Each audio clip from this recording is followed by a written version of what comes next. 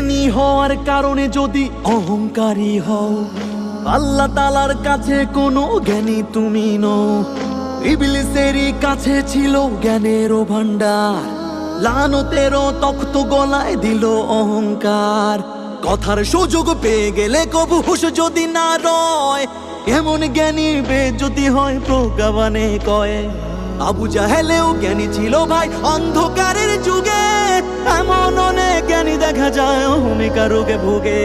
তওবা করে দুহাত তুলে আজি অহমিকা ছাড়ো, হেদায়েতের মালিক আমার আল্লাহ, হায়রে হেদায়েতের মালিক আমার আল্লাহ, হেদায়েতের মালিক আমার আল্লাহ, হায়রে হেদায়েতের মালিক আমার আল্লাহ। খোদা হতে চেয়েছিল নমরুদ ও ফিরআউন, ছোট্ট মশায় আর সাগরে ডুবলো রে।